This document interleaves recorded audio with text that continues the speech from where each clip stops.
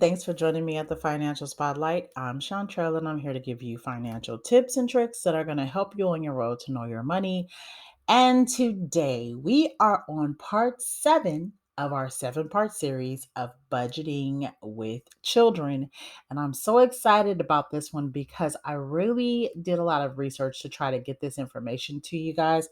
I want us all to really take note, get out a pen and paper, and make sure that you jot down the information that you really need for your family. So let's go ahead and get started.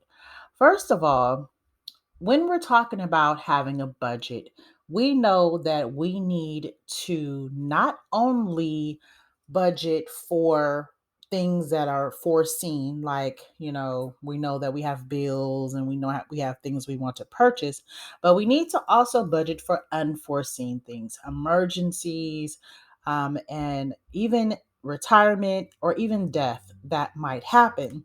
So, when you're putting your budget together, you need to start investing and saving up for the things that you will need to do for your family to make sure that you are financially ready for the future. For example, you need to have a savings, and you're going to need to start saving for your child's future. There's different types of ways to save for that. I'm going to talk about that. You also need to for your retirement. And I'm going to talk about that a little bit further. And then finally, preparing for the future. That means getting some life insurance, setting up a will, a trust, estate planning, etc. And I'm going to talk about that again today. So let's get into it. So, first on the list is savings. Now, when we are talking about savings, we know that we can have a regular account that comes with our checking account, checking and savings, and sometimes that gives interest, sometimes it doesn't. But what we also need to save for is our emergencies. And that means that what if a tire is on flat, or what if your engine blows, or whatever? You need to set aside money for those things that is easily able for you to attain so that you can get to quickly in your bank. So maybe you need to put in some money into a high yield interest savings account. And I've already talked about that. I have a whole video talking about different companies that are different banks that offer that are online that you can sign up with, or you can even walk into a bank and sign up for those. I'll leave the link to that video in the description box. Another account is called a Coverdale account. This is something that you can open at your bank as well. It's really an education savings for your child. So that's something that's good to get, as well as a 529 plan. If you're trying to save for their college, that's a good account to get as well. And that can be online or through your bank.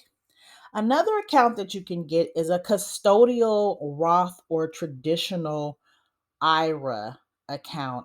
With that, though, your child needs to have some type of income. So that's when we get into if you have a business and you want to pay your child from your business, and then that money can go into that custodial Roth or traditional IRA. Or you can also get a certificate of deposit for education for them. And this might actually be a regular CD, but you can also get some banks they give the educational CDs. So you might want to look into that, or you should look into that and budget for that for your child. Now let's go to our investing. Investing is important too. So let's see what ways you can invest for your future. Remember, a lot of companies these days are not giving pensions. They are not giving 401ks, or 403bs. So sometimes you're on your own. Now, I do a video about 401ks and 403bs. I will link that in the description box below. But if your job does not offer either one of those, you can do it yourself. You don't have to wait on them. And I do urge you to do that. Either get a traditional IRA through your bank, and when you deposit into the traditional IRA, When you withdraw, taxes will be taken out. But if you do a Roth IRA, people talk about, you can get your taxes will be taken out when you deposit the money. This is good for people that are lower income now, and they know that in the future their income will be much higher. So they choose a Roth IRA, or it's good for like children. Maybe you're putting the money in for your child. So when the child graduates from high school or from college, you have the Roth IRA for them and they don't have to pay taxes on it. Also, you can, if you're self employed, on your own business, you can set up your own SEP IRA, SEP IRA. That is a simplified employee pension plan, and it works just like a traditional IRA. And you can set that up for yourself, or even if you have employees, you can set that up through your bank. And that will help you in your retirement when you're ready for retirement. So, these are ways to get yourself ready just in case there's no more Social Security available, just in case your company doesn't actually have a 401k or 403b plan. These are ways to save money for your future, for retirement, so that you know that you are taken care of in the future. Now, let's go on to your future planning. This one is very, very important, you guys, because there's a whole bunch of moving parts here. So, first, I'm going to talk about life insurance. Now, we all know that life insurance is very important for us to, you usually get it so that is there for you if someone passes away. There's two types. There's a few types, but the main types are term and whole life insurance. Term usually lasts or covers you and your family or whoever you have covered for 1 to up to 30 years. They have the cheapest plans with term life insurance, but it doesn't have that savings component like a whole life insurance does. But term is good for you if this is something that you need, that you can afford. Maybe you're a little bit older and you just want to make sure that your life or your family is covered with life insurance. Now, whole life insurance is best, especially if you're younger, because with whole life insurance, it covers you the entire span of your life. As long as all of your premiums and everything are paid on time and everything is, copacetic with the life insurance, then it will last. And then it also offers a savings part where it turns into a cash value. You have the ability to withdraw from it or even take out a loan from it. You need to actually talk to an insurance representative to give you more information about that, but that is something that you need to look into for your family.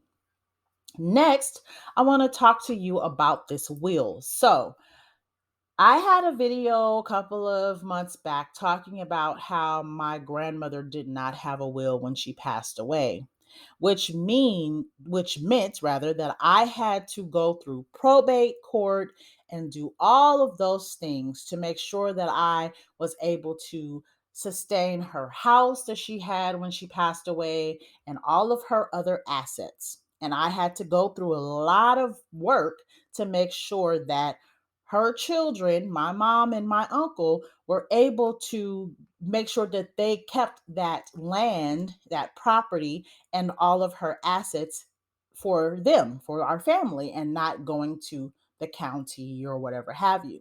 So it's very important that you put a will in place. Now, wills are expensive. You could get with a lawyer and it might be $300 or more, but it's still important. You will just have to save. If you can buy tickets to the latest concert or go out to dinner for $400 with your family or whatever have you, or buy $800 worth of groceries, you can surely put away $300 to get a will to make sure that all of the assets that you do have are in place. In addition to this will, a will is important, especially because you have a family. In your will, you will be able to appoint guardians for your minor children, so that's children under 18, and even your pets. So, a will is very important if you have children, if you have pets, if you have things that you want going certain places, it's a legal document that makes sure that things are in order. Now, I do understand that sometimes people don't have money for that. So you can either, there's some free things out there, some free legal aid that you can get. You can get documents, have them signed by a notary, and all these different ways to make sure that you have your will in place. But it's important that you have one. But just know that you might still, your family might still have to go through court with this will. And when you go through the court, you have to wait for the creditors, people that you owed, to be able to go through and then get all of the money that's owed to them. And then the rest will go to your family. So just make sure that you consult with a lawyer or a legal team or somebody when you're putting this will together to make sure it's in order the way you want it to be for your family. Now, a lot of people these days, too, are talking about trust fund babies, living trust, and all of that.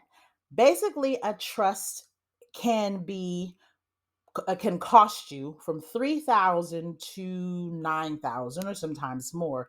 Now, it on the front end, it is great to set that up, especially if you have multiple assets that are up to $1 million. If you have houses and you have vehicles and you have, stocks, and you have, like I was talking about, IRAs and all of those type of things. If you have all of that, you would want to get a trust, especially if you don't want your family to have to go through probate court and going through all of that to get the assets that you left behind. You want to make sure that you have these in place. Now, you can have a revocable trust, which means it can change. You can have an irrevocable trust, which means it doesn't change. You can have a business trust.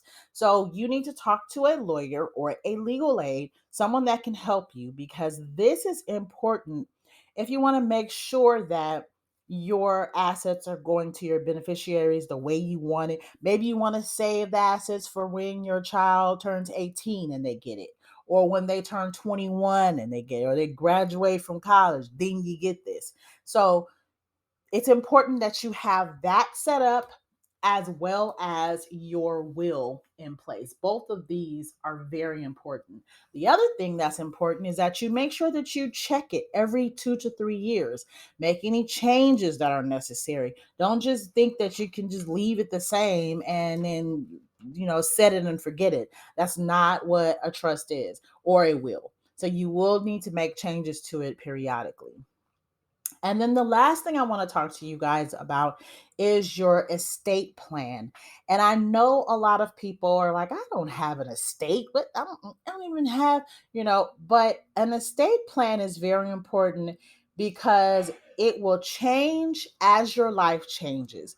This plan is going to include your will that we talked about, it's going to include your trust, it's going to include your power of attorney, and it's going to include your advanced healthcare directive. Now, let me explain what the power of attorney is and the advanced healthcare directive.